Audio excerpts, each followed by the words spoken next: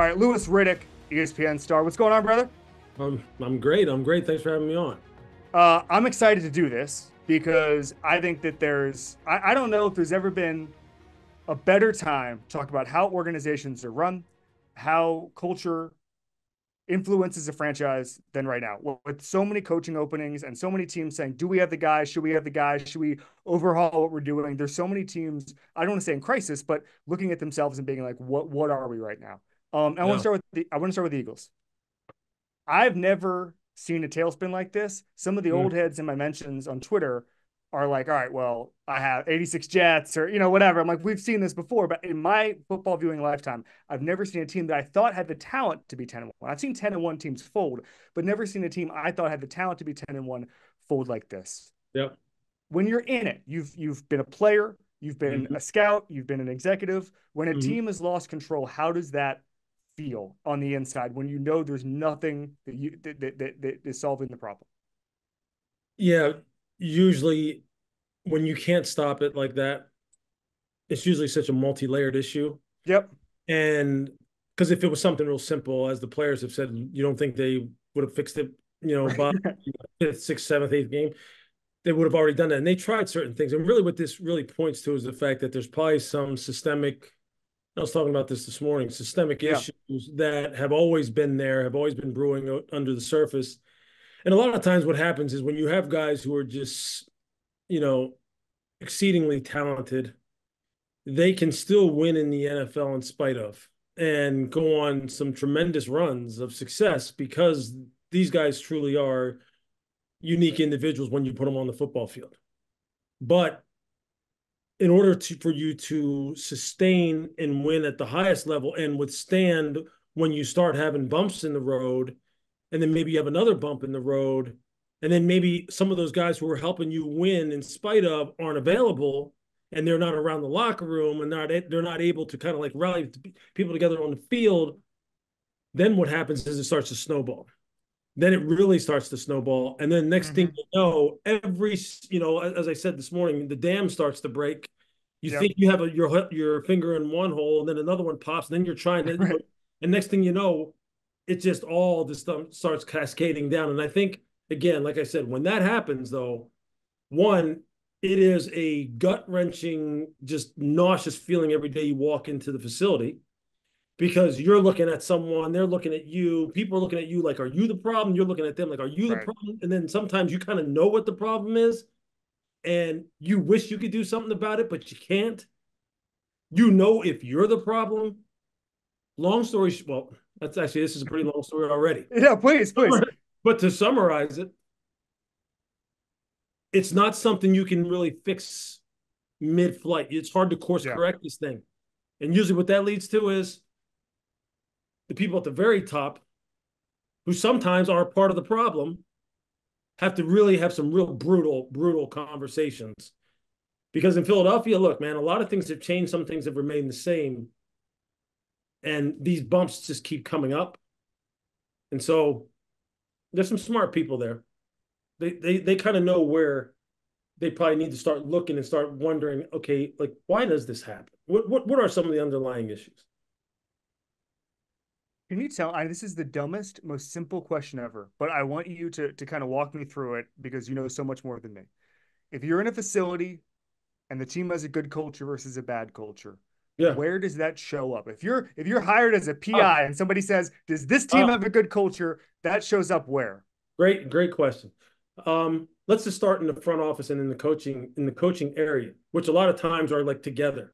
Like the offices, like in Philadelphia, if it's the same as what it was, since we're talking about their slide, on the second floor of the facility, on the football side of the building it's a one big giant square.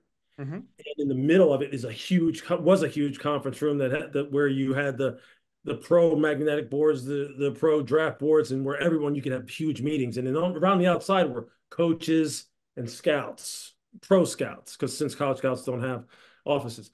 When Right. it's great, doors are open, it's easy access, people are walking back and forth, you're constantly talking ball, you're constantly looking for ways to get better. there's no hiding. There's no people on the phones. There's no people kind of looking like this out there. It's a very interactive, very cohesive. Guys are going down to lunch together. Guys are grabbing a workout around that 4, 5, 6 o'clock time period, because after that, you still have about 3, 4, 5 more hours of work to do anyway. Mm-hmm. When it's a bad culture, doors are shut. People are walking by each other in the hallway. There's a lot of like heads down looking up like this. There's a lot of like always checking to see, well, who are they talking to? Why are you talking to him? Why are you talking to him? Why is he not talking to me? Why is he talking to him? Why is he at practice? People kind of like are watching practice, standing off in there. It's very similar to what you would think a bad culture versus good culture is like in any business. Mm-hmm. Oh, when it's good, there's a lot of love, sharing, community, to always you're trying to lift people. Yep. When it's not, it's quite honestly, it's CYA. It's protect your ass time. It's always, well, let me just make sure that I get my message across and make sure I take care of mine, because I'm not really worried about what's going on over here. Pat Riley calls that the disease of me, right?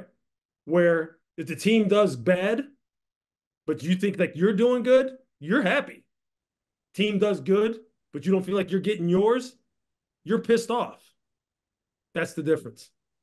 I love that. It reminds me a little bit of an executive told me that when he was a young guy, his team lost a really big, kind of pivotal franchise-changing game late in the season, and he's walking through the hallway, and there's an older scout next to him, and the doors are closed everywhere. And the scout says, "This is bad news, man. This is bad news." And the younger guy says, "What do you mean?" And he's like, behind all those doors is a guy trying to get a new job because There they you know go. it's over, and they're calling their buddy and saying, "Hey, man, I don't know if this is gonna happen." Exactly right. It happens everywhere, man. It happens everywhere. I can tell you this: the last days of Andy Reid in Philadelphia Yeah. were some of the most downtrodden, gut wrenching, just sad days in my professional career. Hmm. You're talking about a guy who now, and even then, is an absolute legend, a Yeah. titan of the game.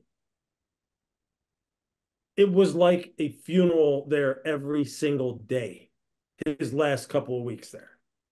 And it was just, you talk about doors shut and nobody talking. Wow. Wow. I mean, yeah, but that's when you know it's clicking or it's not. I mean, it's no different if it was football, IBM, Microsoft, Yeah. ESPN, it doesn't matter. You know. If I may keep going down that road, I was covering football the first year with the Andy. Excuse me, my first year was Andy's last year in Philadelphia, so I was Oh, okay. around. I remember some of the mistakes that Andy made, but still, this is an all-time Sure. legend and all that stuff. But Sure. if you were to describe why Andy's probably the second best coach of his generation, and but when all is Uh-huh. said and done, he might win so many Super Bowls, he's the best, frankly. Yeah. But it runs its course in Philadelphia. Why did that happen? Well, look, it's a combination of things.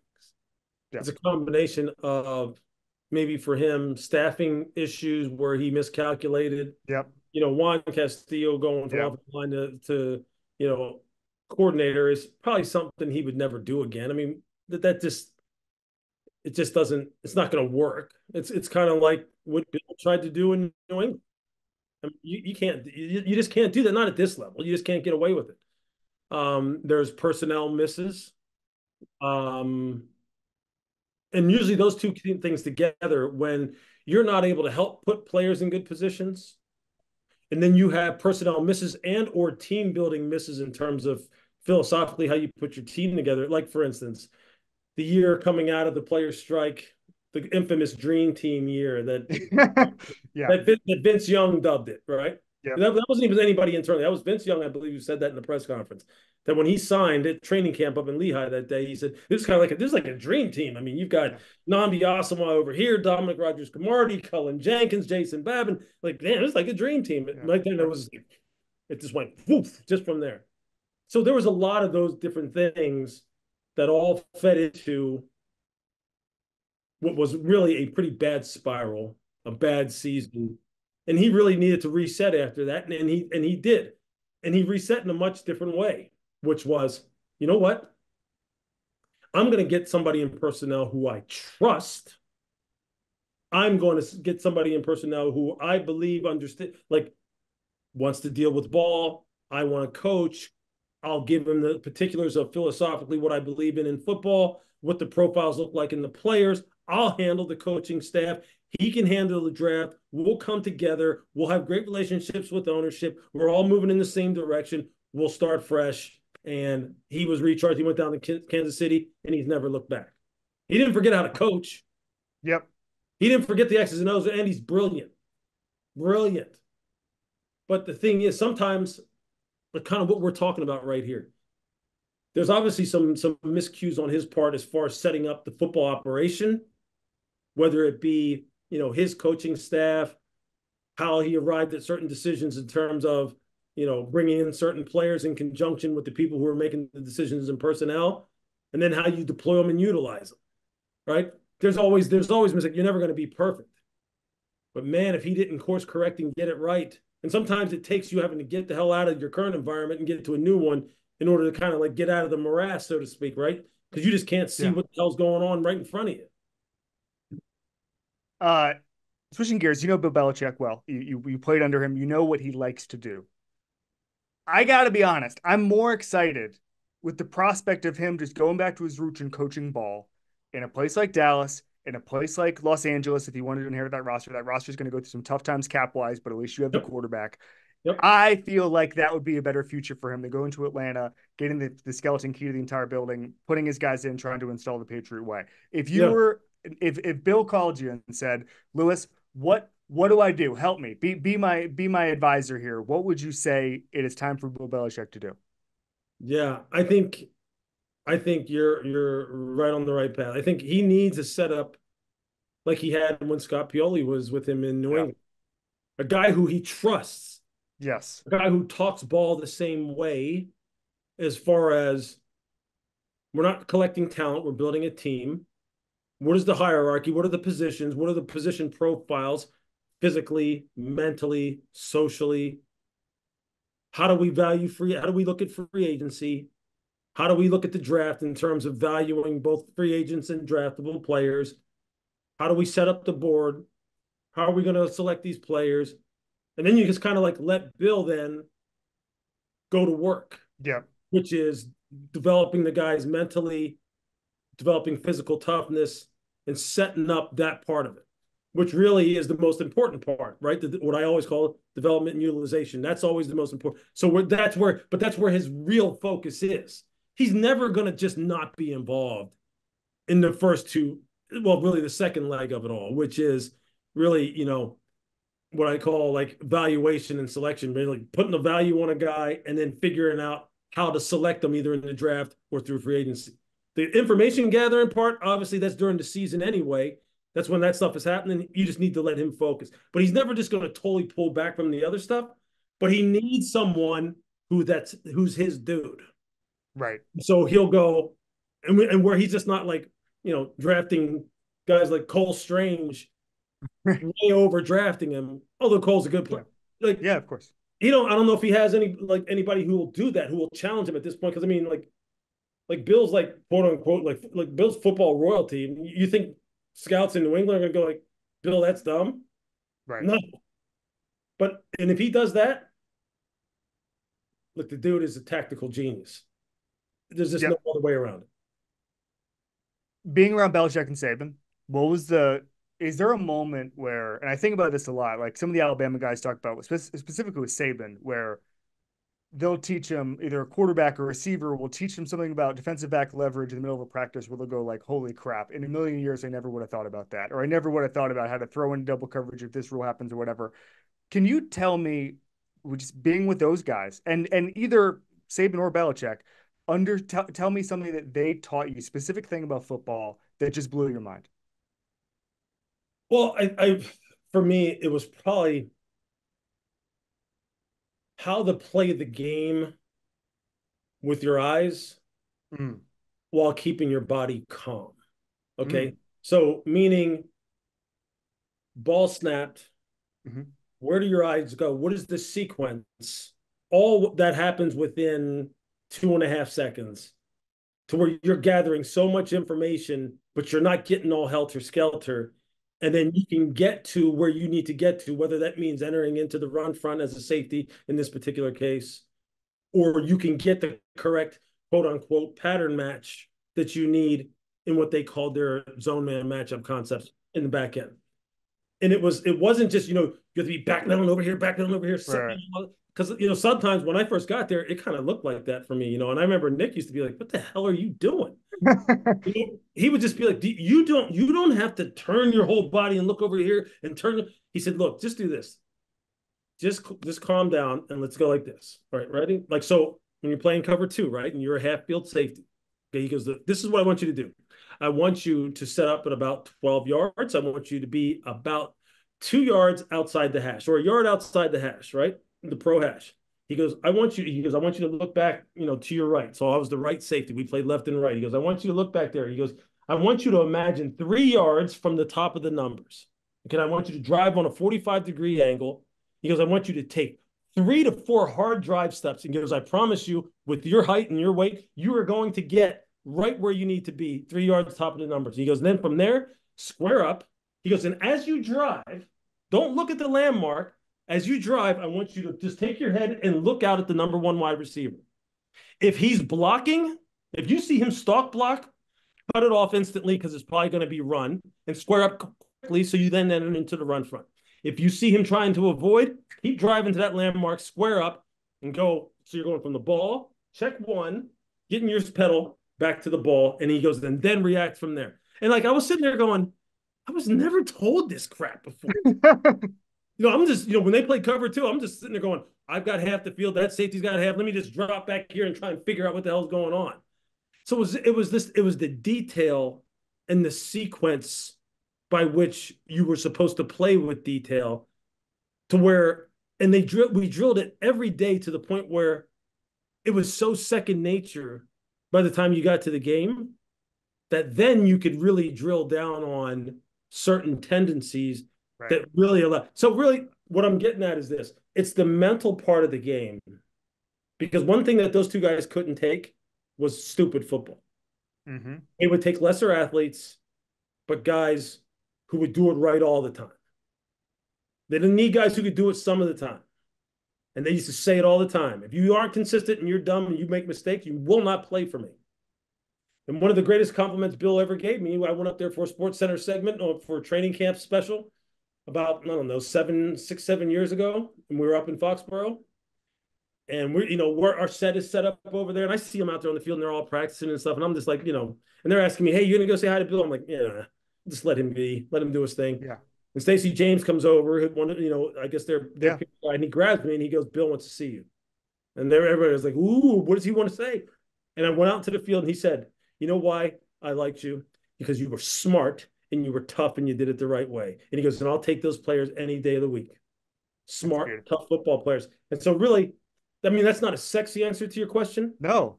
But what it is, it's why the Patriots won 6 Super Bowls and played in 9.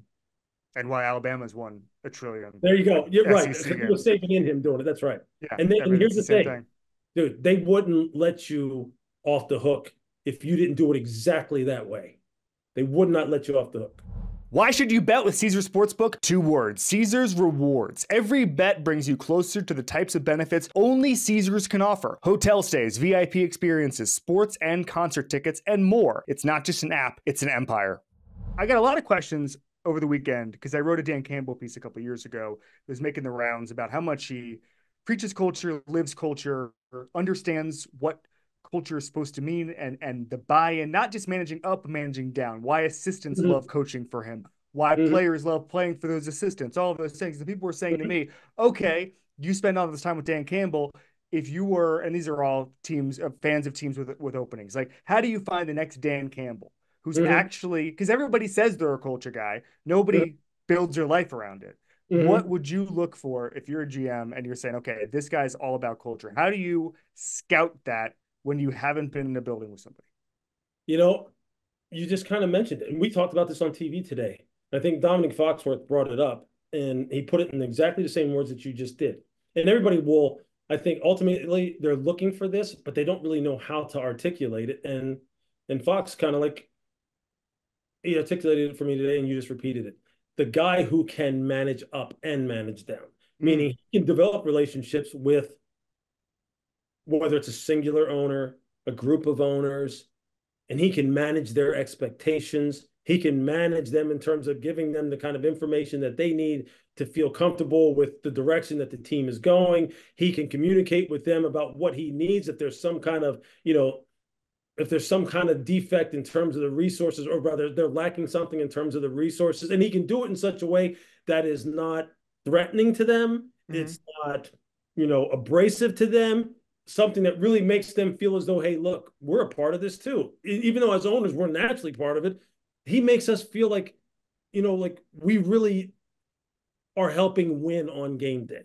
And not everybody can do that. Like some coaches hate talking to owners. Some coaches just don't even want to deal with the owners. Yeah. They just want to be like, look, just give us the money and we'll deal with it. And we'll just kind of deal with you like later when we have to. And then there's also the guy though who then establishes his credibility, his competency, and positively impacts people below him. The guys who are his coordinators, his position coaches, his, quality control people, strength staff, equipment staff, video staff, all of those guys. And he touches all of them every day. And all of them feel like if they don't do their job, they somehow are going to be the wink link towards achieving the kind of goals that is set forth by that head coach. And not in a threatening way, again. Mm-hmm. It's in a way where they take ownership of their respective area. And it's because, every day or as much as they possibly can, this guy has those relationships and developing those relationships all the time. And, that's where you have to go when you're looking for that dude. Like every coach is going to tell you, well, yeah, of Yeah. course, of course I'm a relationship guy. Of course I'm a character guy. Of course. You got to dig. You got to dig. You got to trust your resources as far as being able to tap into people who say, yeah, he does do that. Yeah, he does have the ability to manage up, manage down, touch every single facet of the football operation, make everybody feel as though they are just as important as the next guy. He doesn't try to establish tiers and make sure that certain people, you stay down here, you don't deserve these privileges, you don't deserve access to this, you don't deserve to speak to me in the hallway, that kind of stuff. Like I've been places where the people who were in charge kept certain low-level employees when we went on the road, like when you go to the NFL scouting combine, at one hotel. Yeah. And then everyone else who was of a higher level stayed at a better, different hotel. I mean, it's like, what do you think that's doing to people? You're telling them you're not quite as good as me. Mm-hmm. You're not quite as important as me. And if I ever got wind of that kind of crap, that people allowed that kind of crap, if I was an owner and was looking for a coach or looking for a GM, instantly I'm going, we can stop here, you can leave. Because I've seen that happen. I've seen what that does to culture. And then, I mean, he looks like, I'll tell you what, in Detroit, it looks like every single person would run through a wall for dude, for Dan Campbell. They really, and all the former players that he has on his staff, like some people feel like former players aren't great communicators, especially good former players, because they can't really explain how they were good and they get frustrated and they don't have patience and all. I mean, Aaron Glenn was a badass. Mm-hmm. He's teaching those guys. He's teaching a group of people who in the secondary aren't always the most talented. Mark Brunell, the work he has done with Jared Goff is out of sight. Out of sight. And I played against Mark Brunell, so I know how good he was. Tip your cap to Dan. Tip your cap to Brad Holmes. Tip your cap to ownership group. They have all. He has been responsible. Well, I mean, it's not just him alone, but man, that all for one for all. You can call it us against the world, whatever you want to call it. He has made people believe that their job is just as important as the next person's, is just as important as his, just as important as any. And that is a great feeling, man. That's a great feeling. And those are the kind of things, I'll tell you what, I would search far and wide and stay up 24 hours a day if I'm on the head coach hiring cycle to try and find that person who people tell me that's who they are, authentic. And that's hard. It's really hard. It's hard to get that info, But but those are the rules, man. just to correct you, I didn't see Dominique this morning, but I do know he's one of my good friends. I do know I delivered the point way better than he did. I was much, but whatever I did, I just crushed him on Yeah, it. I man. won it. So just wanted to get that out there on record that I did better I'll than tell you, Dominique. our show this morning on Get Up was really probably one of the deepest No, conversations I about saw a all little bit things. of it. Yeah. Did you? It was one of the best conversations I've had in 11 years of working there. Yeah, no, I loved it. I saw the stuff on social media this morning. It was absolutely awesome. It was great, and you guys together were phenomenal. And Dominique's been on the show. He's amazing, and that's obviously why I wanted to get you on the show. All right, let's do some real quick hits before we get you out of here. Number one, Chicago Bears do what? Should do what? I think right now, I think you're already seeing where they're going with this. I think they should continue to build out around Justin. They obviously have said, look, Luke Getsy and the offensive staff just were not clicking with him. Or they're either saying that or they're just saying, look, you're just not going to click with anybody and your competency is in question. And that's why they dismissed everybody. Mm-hmm. I'm led to believe that Justin showed enough flashes to where they feel as though, look, if we get people who are better suited to, pulling the best out of him, we're going to take off and we're going to go. So I think they should keep him. I could go either way on that, but I think that's an interesting perspective. I love asking this question. You don't have to answer it. Most dysfunctional thing you saw in the Daniel Snyder era being on the inside. um, when I talked about that whole everybody pulling in the same direction. Yeah.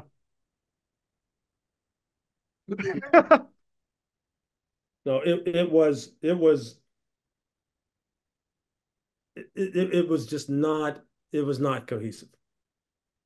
It just wasn't. And in the you I say this all the time. Look, it's hard enough to win because of everything going the right way. It's impossible to sustain winning in spite of, and we were having to do that on an everyday basis there. I can only imagine. I asked Ryan Fitzpatrick that question, and he said that he couldn't rehab there when he broke his hip because the DEA raided the facility the day he came in. So everybody's got a different answer for the Daniel Snyder era. All right, we do one thing that everybody has to answer. It's called badasses. You already mentioned Aaron Glenn, but it's the biggest badass you've ever been around in football. That could be a teammate when you were a player. That could be someone in the front office. That could be a coach that you were on staff with when you were a front office guy, a scout. Doesn't matter. The biggest badass Louis Riddick has ever been around in football is who? I'll give you a coach and a player. Please. I'll start with the player. The biggest badass I was ever around as a player was a teammate of mine, the late Eric Turner, when we were in Cleveland together. We came out in the same draft class in 1991. He was the second overall pick that Belichick took in Cleveland as a safety. I watched Eric Turner hit people. When he hit people, I think everything exploded inside of them. And he was the nicest guy. Yeah. Like him and my mom were close every time we went on the road. I mean, he had the biggest, widest Hollywood, LA smile where he was from. But when you talk about on the field, you talk about being a badass. Yeah. ET, as we called him, didn't smoke. He didn't drink. He didn't curse. I've never seen somebody intimidate people with just his physical presence the way he did. And we were the same age. And he felt like he was 5-6 years older than me just because he just had that presence. Badass as a coach, there's no doubt. There's no doubt it was Saban. Because when we were in Cleveland, I was like, this guy went from having me feel as though I wanted to quit football because of how hard he was on me, to the next thing you know, what I didn't realize was through all that fire, he was testing me to see if he could trust me to go to bat for me. And then when I earned it, it was unbelievable. Like it flipped. And it was one of those things where that's so liberating as a player to know that someone who's so knowledgeable like that, who, like when you go out on the football field, if you just do what he tells you, you're probably going to win. Mm-hmm. When you lose, it's because you didn't do something he told you. And now, when I was interviewing to be the GM of the New York Giants, and I thought I was damn close to getting it, I called Nick and I asked him, would you come back to pro football and coach? And he said, just get the job first and we'll talk. that was going to be the guy who I was going to tell Giants ownership, you got to do everything you can to get him back to college football, to pro football, because I respected him that much. Respected him that much. And you think, I agree largely with what I think I know what you're about to say. You think he could have been a success in the right situation? Because he went to back to college because he couldn't control his own destiny. He didn't get the quarterback thing right because of the doctor That's stuff. right. But I think with a little bit of help, a little No bit of doubt. momentum, he would have gone on a run, Louis. If Nick Saban gets Drew Brees instead of Dante Culpepper in Miami, he probably goes on a run and wins multiple titles. Yeah. But his doctors told him, no, we shouldn't do this. Drew goes to New Orleans. The rest is history. But Yeah. for to go to the Giants, one of the most storied franchises of all time in New York, I ain't gonna speak for him. And this is pretty big for me to say, but considering the fact that he told me, he said, look, just get the job and then we'll talk. And that's all he said. He didn't say no. Mm-hmm. Can you imagine what that would have been like for me? How cool that would have been. Yeah. So yeah, Nick is a certified badass. Certified. I've watched him call games, dude, with no play sheet, nothing. Mm-hmm. And he is just making adjustments. It's all in his head. He knows what's happening. Those the days of the big giant play calling menu. Yep. He's legit. He deserves everything that people say about him right now as being the greatest of all time. Obviously, the best badasses answer we've had this season. Louis Riddick, ESPN. Watch him. I mean, as you mentioned, you alluded to earlier, the Get Up segment, one of the best things I saw on football television this year. Thank you so much for coming. This is football, man. Absolutely. Thank you.